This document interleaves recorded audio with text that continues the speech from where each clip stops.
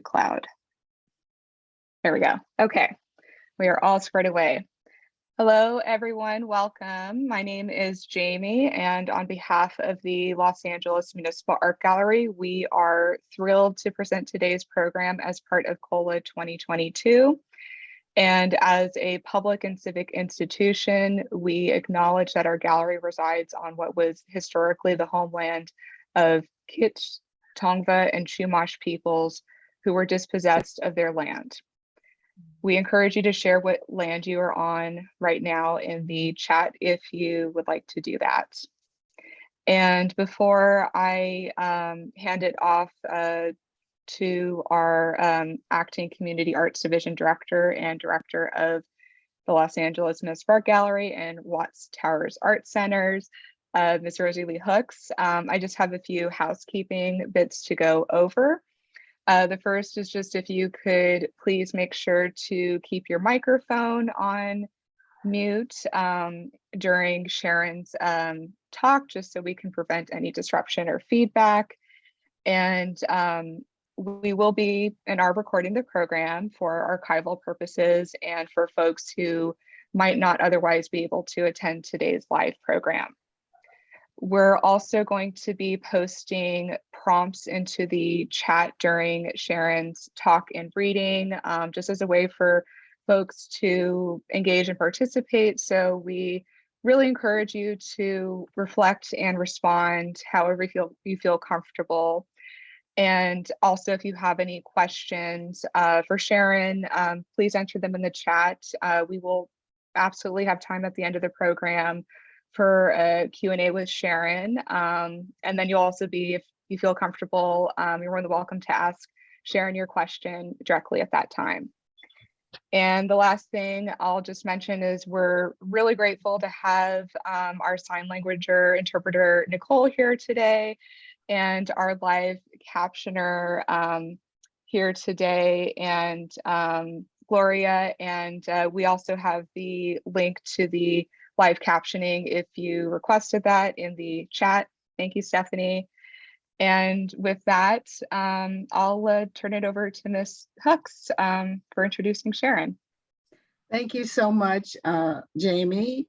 On behalf of the City of Los Angeles Department of Cultural Affairs, Community Arts Division, we welcome you to this COLA session where we have a chance to get to know our COLA fellow, who is a phenomenal artist and community leader and mentor, Ms. Sharon Barnes, who has been working with us for a number of years. And we're very proud to be associated with her and to highlight her at this moment in Los Angeles. I am on Tongva land, acknowledging those who came before me, and would like to say thank you to Jamie and thank you to Stephanie for the wonderful job you've done of bringing us here today. And again, so proud to be associated with Sharon Barnes.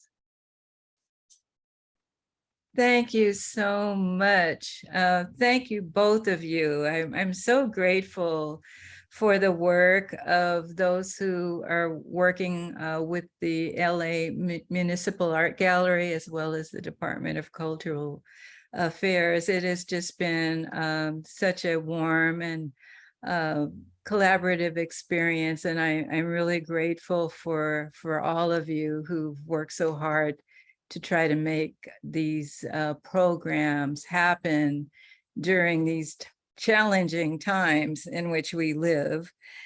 So I'm going to share my screen and we can go on with our presentation. I'm going to show you some images as well as talk about, let me just start. So I'm going to talk about my work in general, the kinds of things that inspire me and become substantive in my work. And then I'm going to go on and talk about the Seed Wind series that started and was continued in as new work for my COLA Fellowship. And part of the inspiration for that work was the poetry of Gwendolyn Brooks.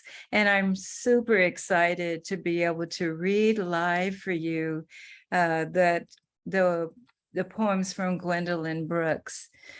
So my work, poets, writers use words, and a visual artist uses visual language. You start to develop if you will, a visual vocabulary.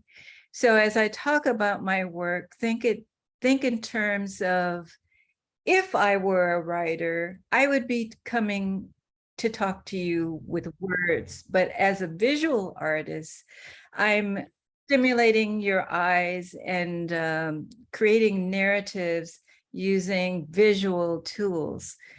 And I'm also very interested in poetic materiality, that materials themselves can speak to me and perhaps speak to you, and using them in various ways, which you'll see in my work.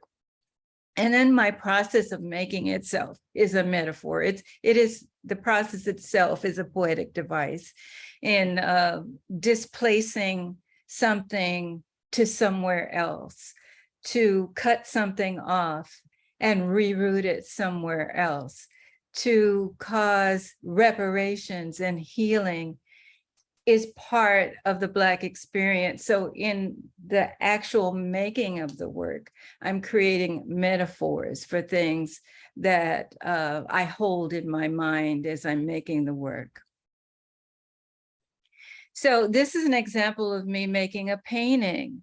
So I think of a painting more as something that I am building.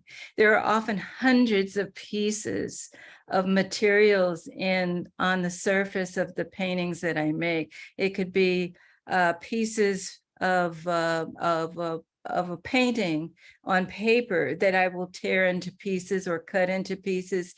It can be fabric, it can be glitter, it can be cardboard, it can be anything found. And I build these paintings this way.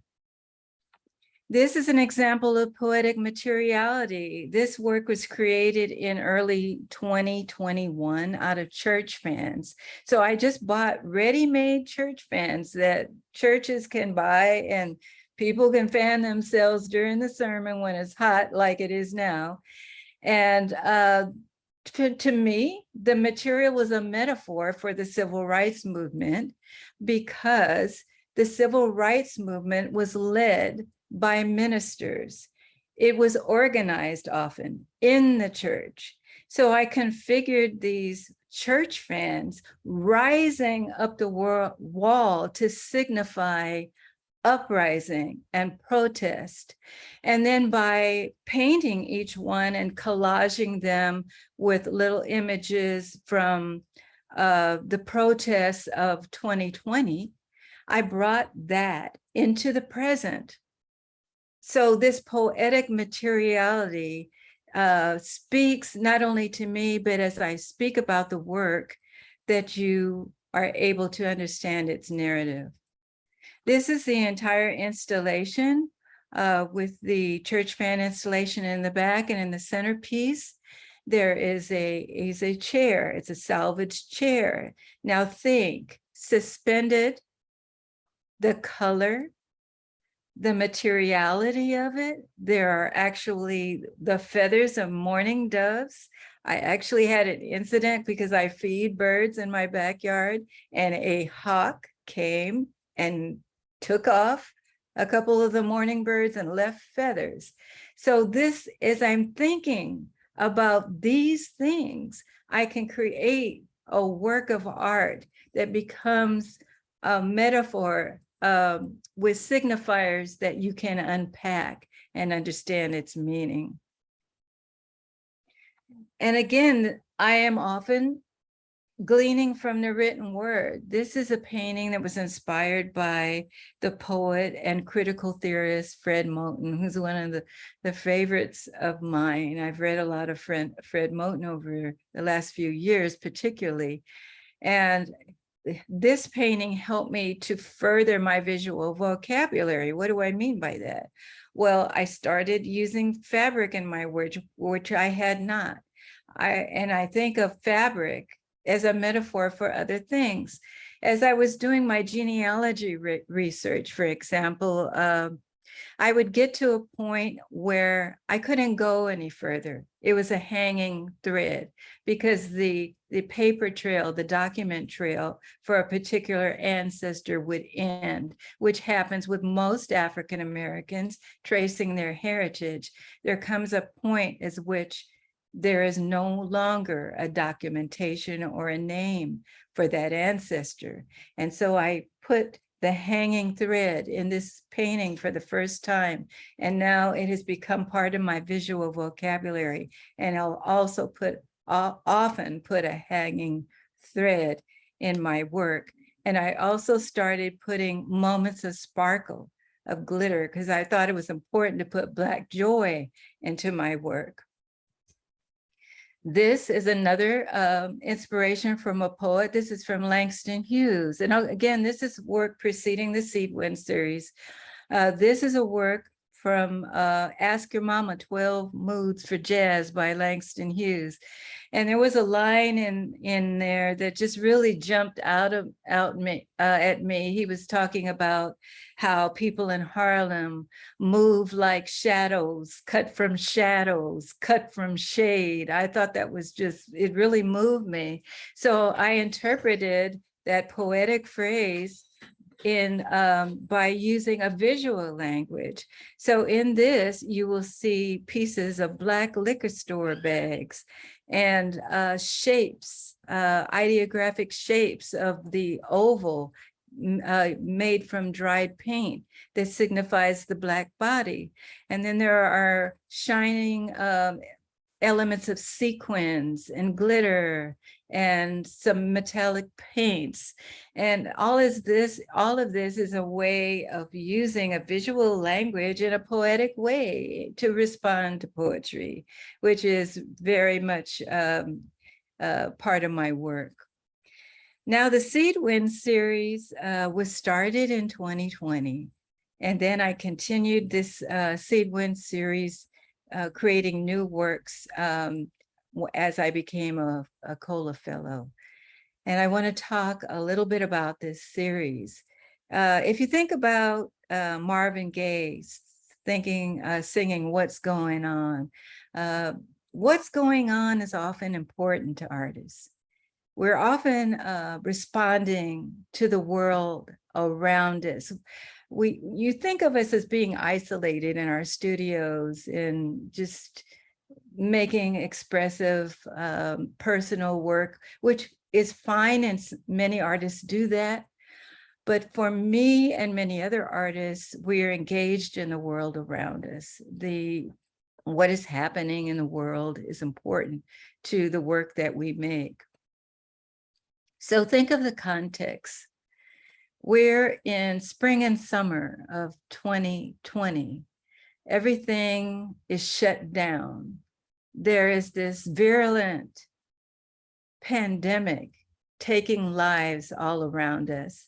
And some of us are worried about running out of toilet paper. Had to put that in there.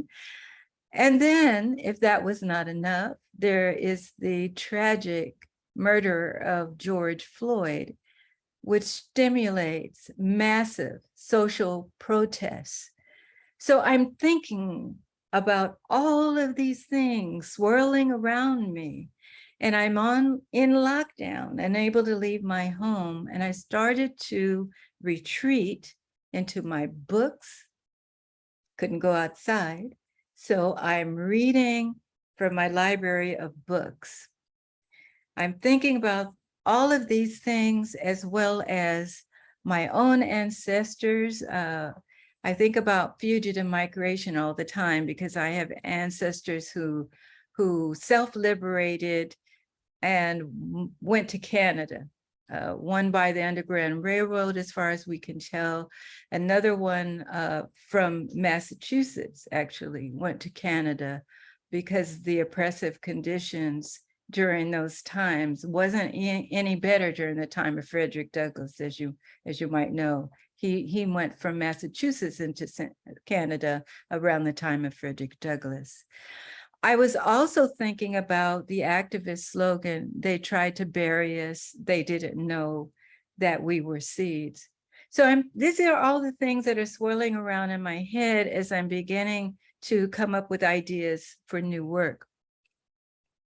Now, Gwendolyn Brooks, I hadn't read her in probably 20 years.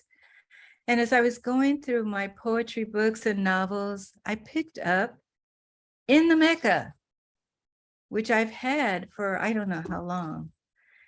And I read Second Sermon on the Warpland, and it was as if she had wrote it that very day. She was the first Black Pulitzer Prize winner.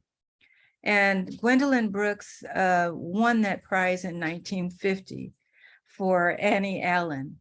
She had taken what they call a high form of art, the English sonnet, to elevate the common, everyday Black folks that were around her in the neighborhoods of Chicago. And she lived in Chicago. So you will see some of her inspirations have to do with things that were really happening right around her in Chicago. And then in 1968, In the Mecca is published, which is the book that I'm going to be reading from. So in 1968, In the Mecca was published. The Mecca is an actual place in Chicago. It's an apartment building, and I found online a photograph of the Mecca, where people lived in low-income housing, just working people. And she met a lot of these people selling products. It looks, oh, I thought I was frozen. Selling products door to door as she was trying to make a living before she became a well-known poet. Now, context, the times in which we live, what was happening around Gwendolyn Brooks in 1968. Martin Luther King goes to Memphis in April of 1968 to speak to the garbage workers' strike. And he gives his now famous speech, "I have seen the promised land, but I might not get there with you." And the next day, Martin Luther King is assassinated. What happens next in America is that there are uprisings across the nation, and in Chicago, right where Gwendolyn Brooks lived. And then later that summer, the Democratic National Convention goes to Chicago, and Mayor Daley calls out the National Guard because of student protests and Black Panthers who came to Chicago to protest economic and social conditions. So all of this is happening in 1968. And then in November of 1968, Richard Nixon is elected president by, he calls the silent majority, and also ran was the diehard segregationist George Wallace, who got 13.8% of the vote. And then if that isn't enough similarity, there was a pandemic, the Hong Kong flu, as it came to be known. So what artists do, they often respond to the world around them.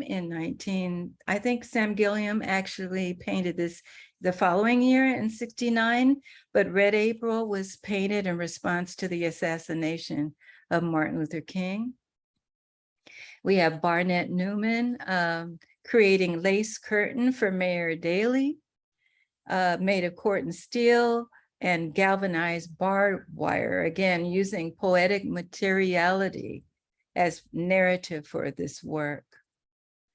Afrocoba was founded in Chicago, and Gwendolyn Brooks knew them. In fact, used a piece of of one of their works, I can't remember which one, in the book right after, a book of poems right after the Mecca that she published the following year.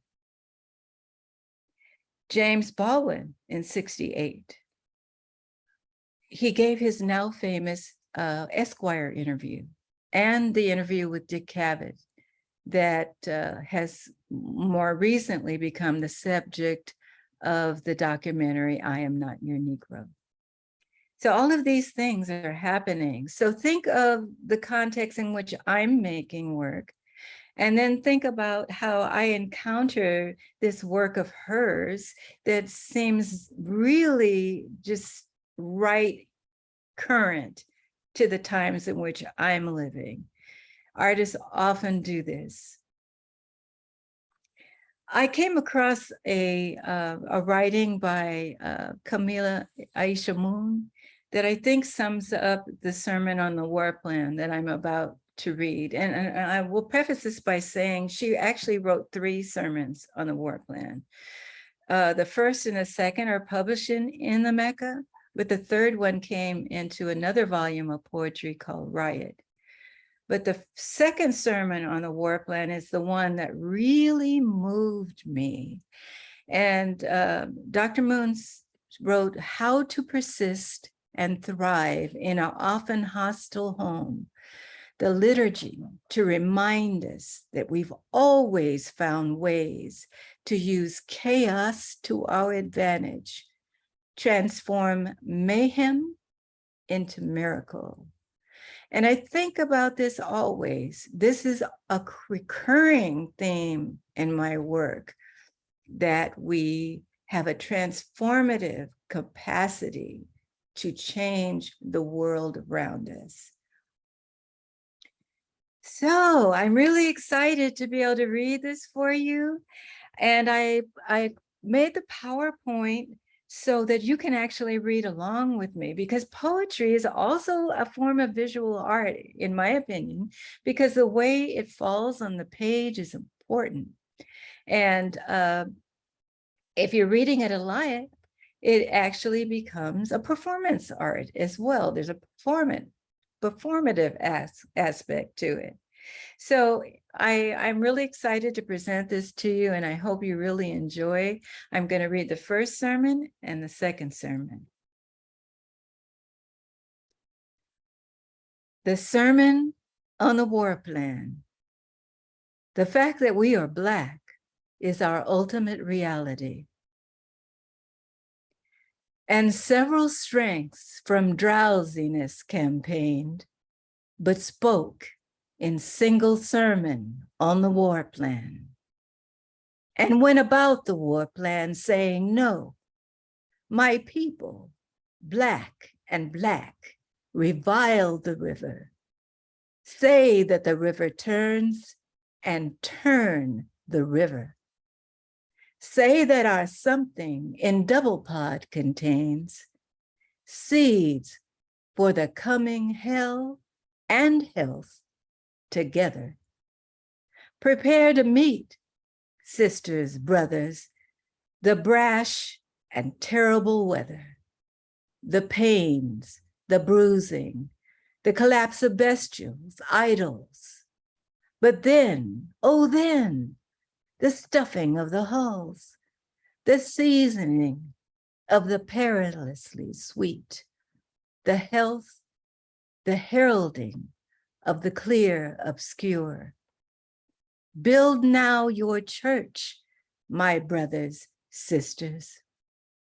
Build never with brick, nor corten, nor with granite. Build with lithe love, with love like lion eyes, with love like morning rise, with love like Black, our Black, luminously indiscreet, complete, continuous.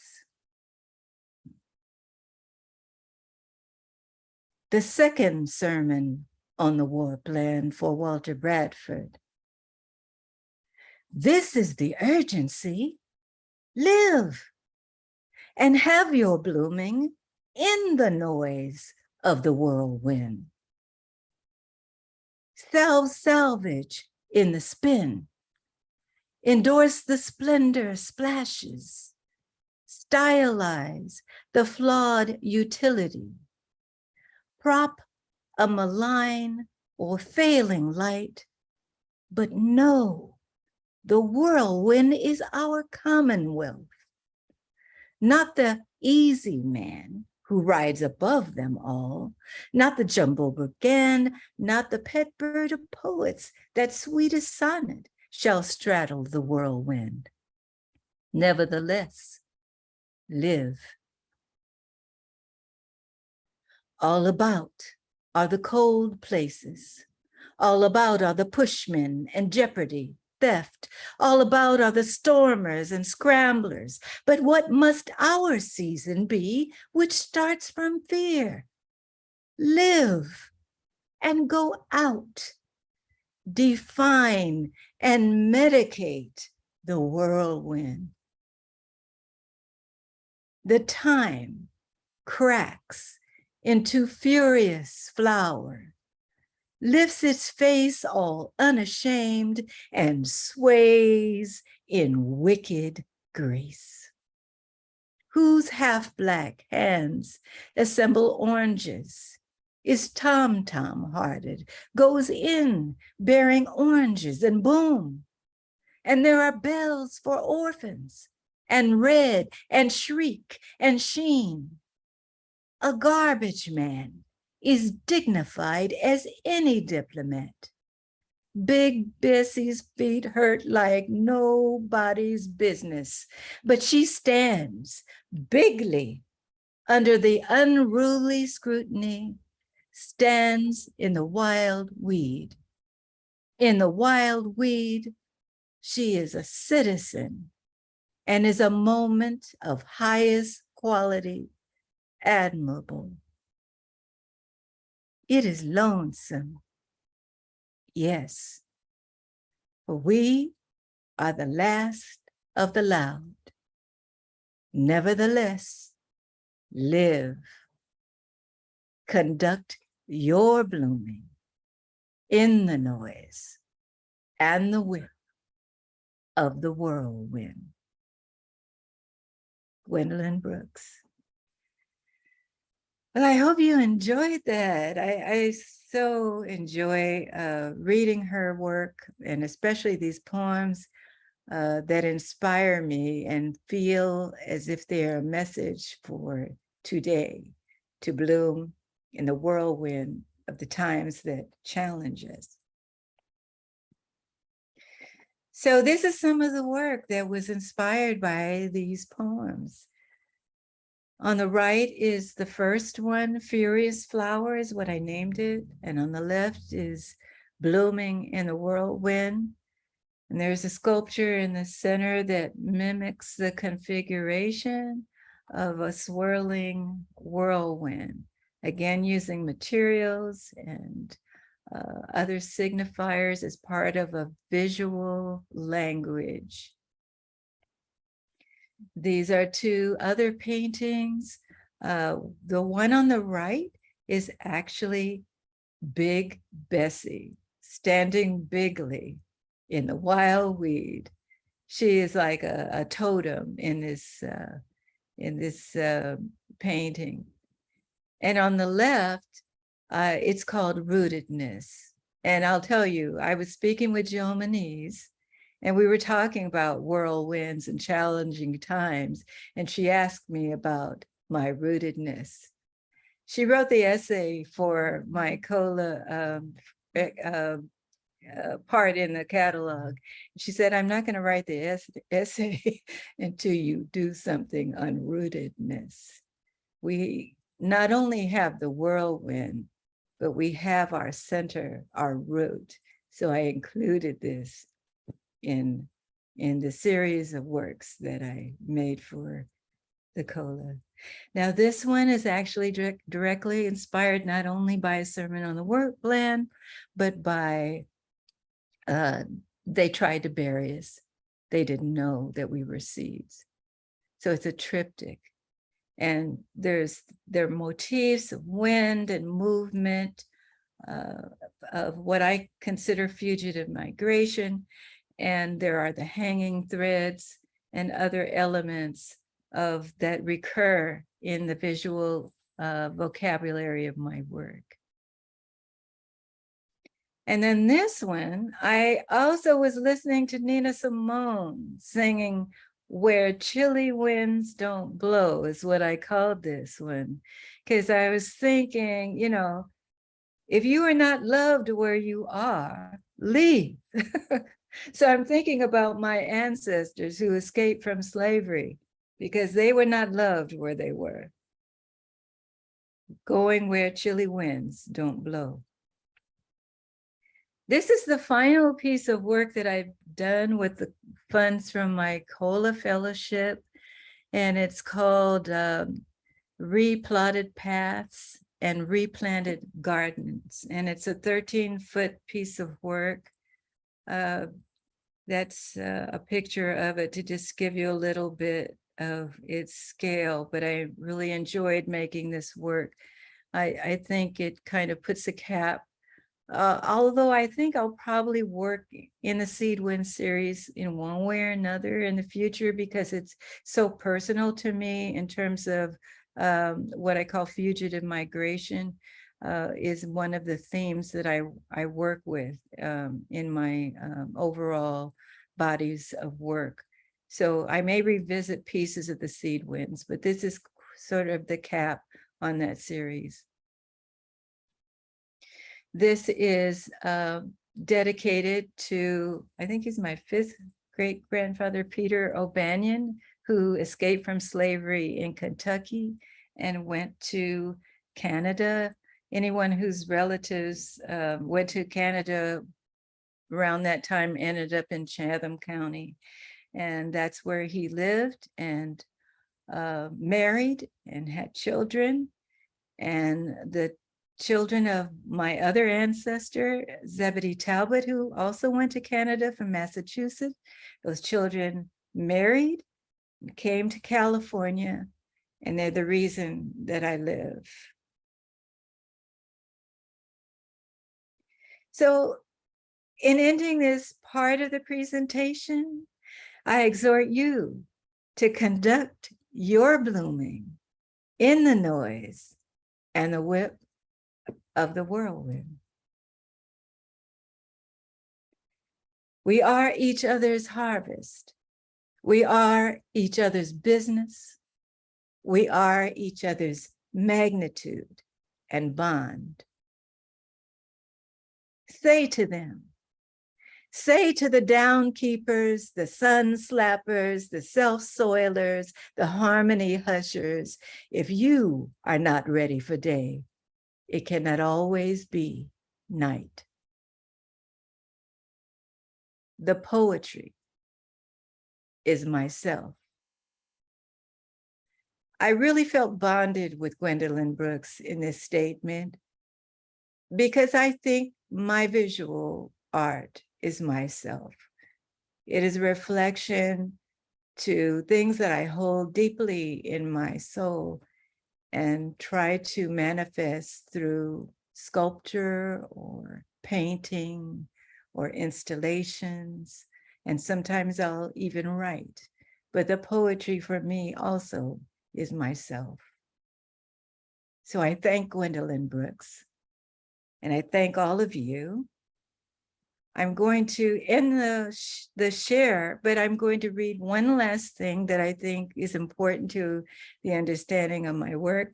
Hopefully you're typing things in the chat in response to some of the prompts, and then we're going to break for questions.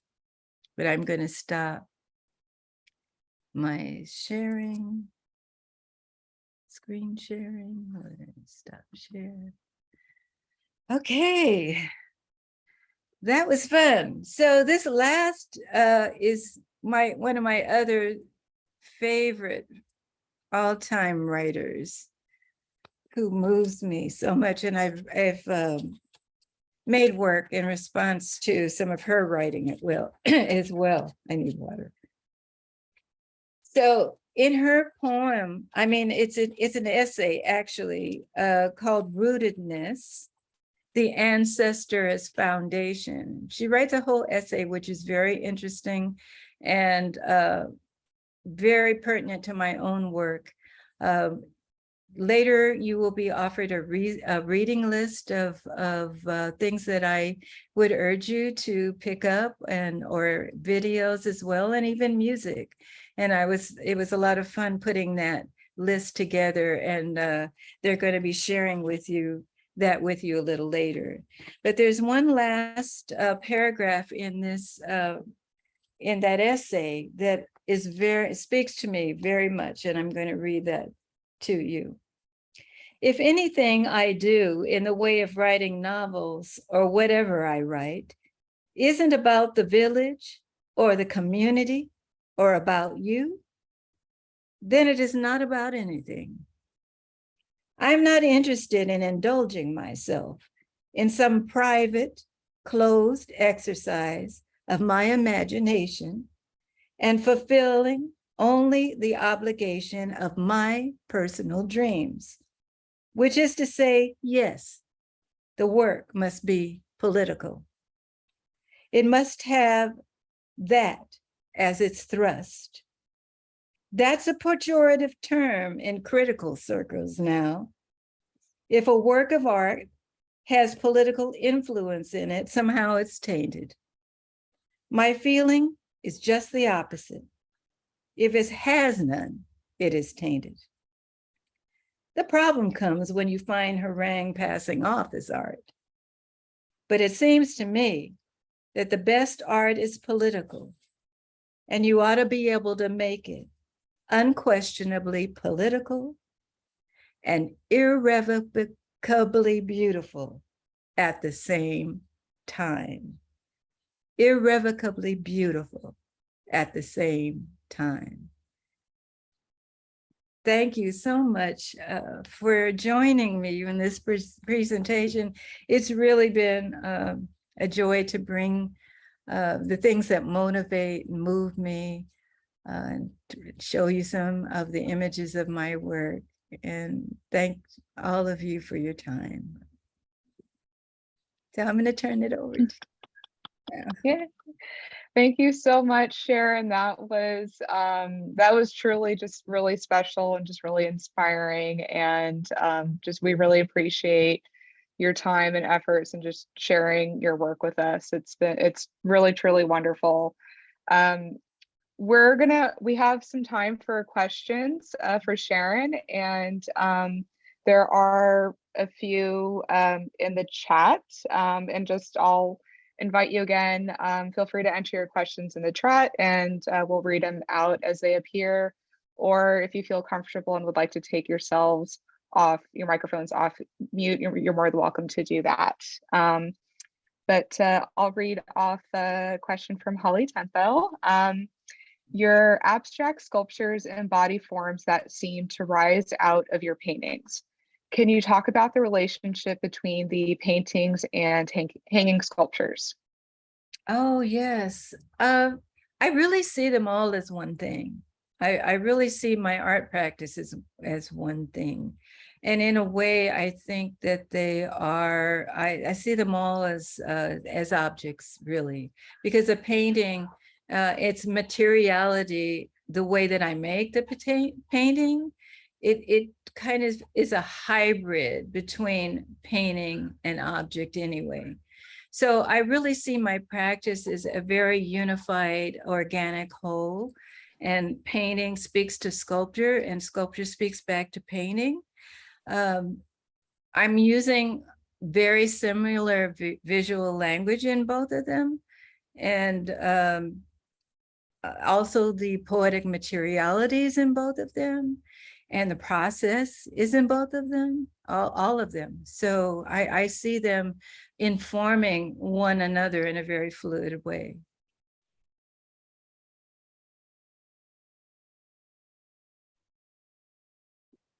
Thank you, Sharon. I have a question for you, and we've talked about it before with your Cola work, but just if you could speak a little bit more about your use of materials and objects, and just something that really stuck out to me in hearing you talk about it was just how the specific materials and objects, they have a voice, and you're really interested in having that be a part of your storytelling and telling their stories. And so if you could just talk a little bit more about that, and then how has that changed or not with your COLA work?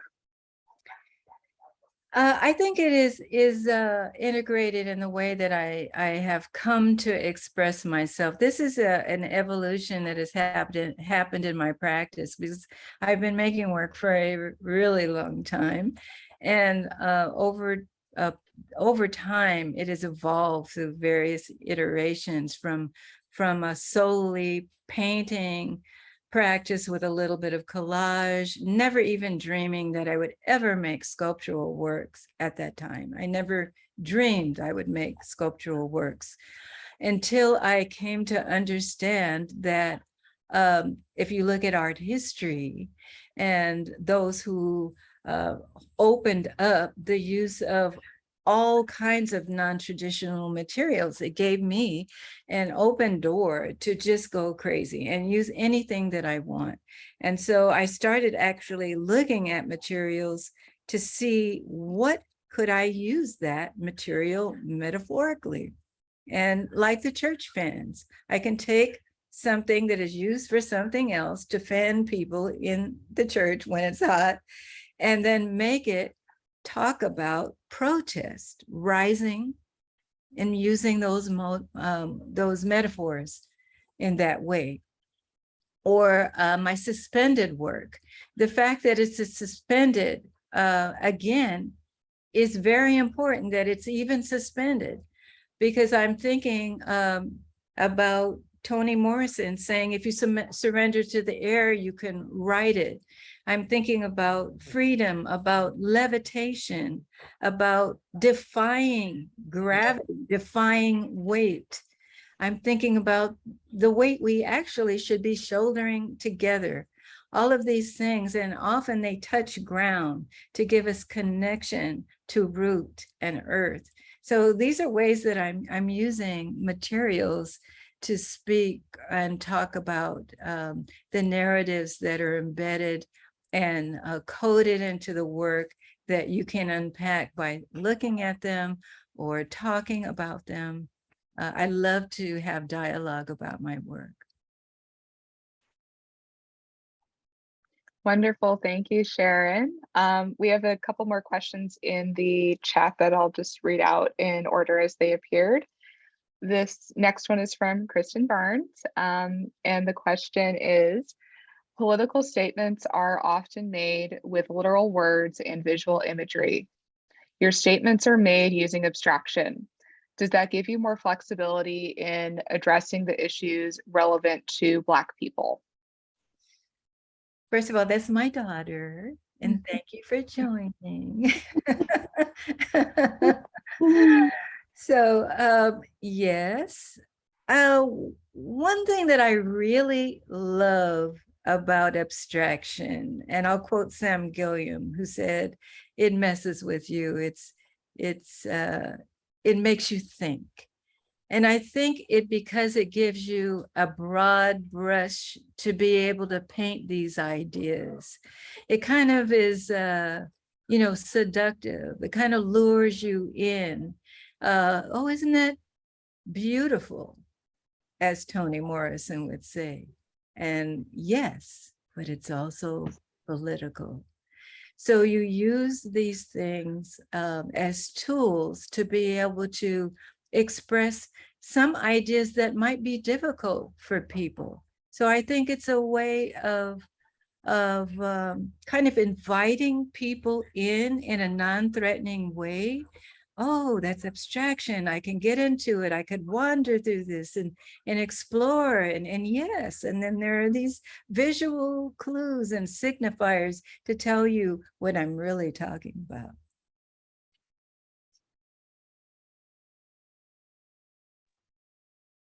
Thank you. This next question is from Michael Massenberg, and it is how does your music background influence your art practice? Oh, hi, Michael. Yes, before I really delved into visual art, not just as something I did on the side, not really dreaming I could be a visual artist, really. I was a music writer. I wrote lyrics, and so I think being I think there are many visual artists who come out of music and vice versa. I think there's a certain area of how we see the world and create in our brains that translates in both. So for me, being a lyricist and using words, I am inspired by the lyrics of songs in my work. I'll glean something out of a song and make a piece of art from it. So yes, I think coming out of music and being interested in tone and movement and presence and the concept of the space between, which I won't get into because that's a whole lecture in itself, which exists in music. Yeah, I definitely think that my background in music is integrated in my visual art practice. Thank you for the question, Michael. Okay. A few more questions in the chat. This next one is from Adrian Devine. Can you talk about how your ancestors inform your work? What is that dialogue like for you as you are in the process of making? It's become so present. I started investigating my genealogy maybe 15, 17 years now, not knowing hardly anything about my ancestors. I just thought, well, I heard about this ancestry.com thing and let me get on it. Lo and behold, what came out of that search, I could never have dreamed. I found ancestors who were brought over as slaves, probably from Nigeria, if you look at my DNA, who were in Massachusetts, who fought in the American Revolutionary War. Also, ancestors who fought in the 54th Massachusetts Regiment that is now famous because of the movie Glory. I found ancestors who became pillars of the community in Canada and founded churches, and then came to California. This rootedness that I found, as Toni Morrison says, the ancestor is foundation, affects everything. It now becomes the voice of resistance, resilience, and radical beauty, the title of this presentation. And I can't tell you more than that, because it's so embedded in me as a human that it has to come out in my work.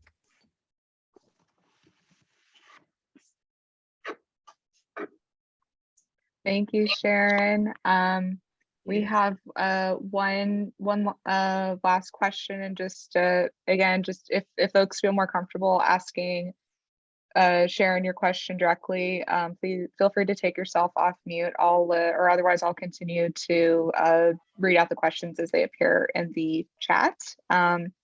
So this next one is from Catherine Burmester, and it says, thank you for your beautiful talk, Sharon. Could you speak a little bit about how important the installation of your work in itself is to your practice? Oh, Well, first of all, thank you so much. This is one of my, oh, it make me want to cry. One of my beloved professors, Rootedness. I miss her so much. This woman really sparked my ability to really talk about my work, so as I am able to now. So I am grateful to her. Spatial orientation, claiming space is part of the motivation as well as the understanding of my work. So when I do installations, I'm very careful about where it stands, how it stands. Does it suspend? Does it rise? Does it command the floor? How does it relate to each other? It becomes the claiming and understanding of space, the gap between the space, all of these things, which again is another lecture in itself, is very much part of my practice. And so that installation that I showed you with the church fans and the chair suspended, and in the background, the black canvases, which were mimicking Blackout Tuesday on social media, all of these things stood in relation with each other, and the space between where the body stands, how it is impacted in viewing it, depending on the angle. All of these things are also part of my practice. And I thank you, because I wouldn't have even been able to explain it like that before without you.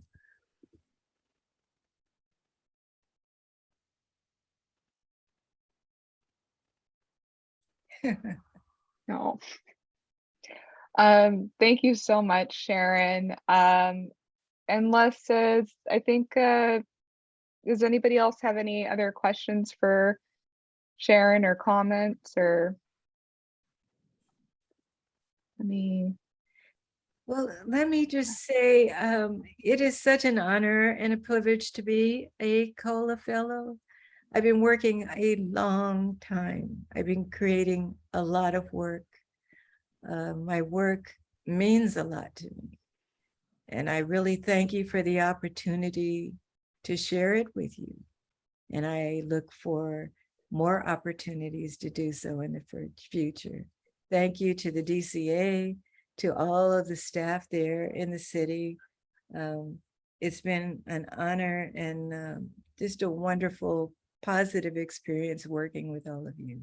Thank you so much.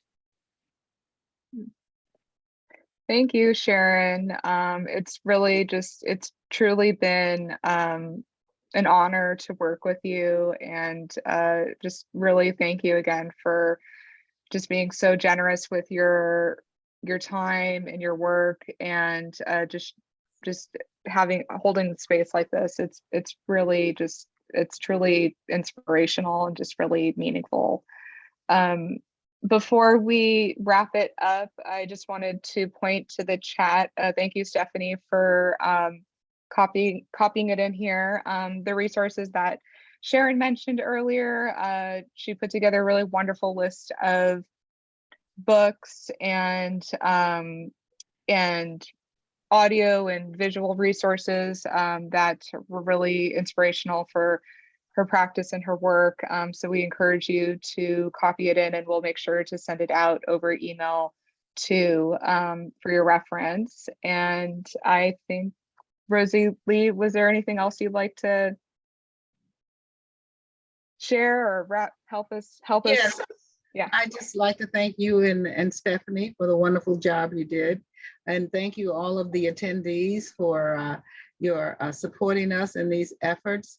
And most of all, thank you, Sharon, for documenting these trying times in a very cultural way that we can understand and see how important art is to bring us together around these difficult issues and these difficult times. So thank you again, Sharon, for being with us, for sharing so much. It was just so informative, just hearing and seeing what you've put together and done for us. And we know you've been on the road a long time, and it's about time that we put you up and said thank you for all of your work and the creativity and your master as an artist. Thank you again for being associated with us.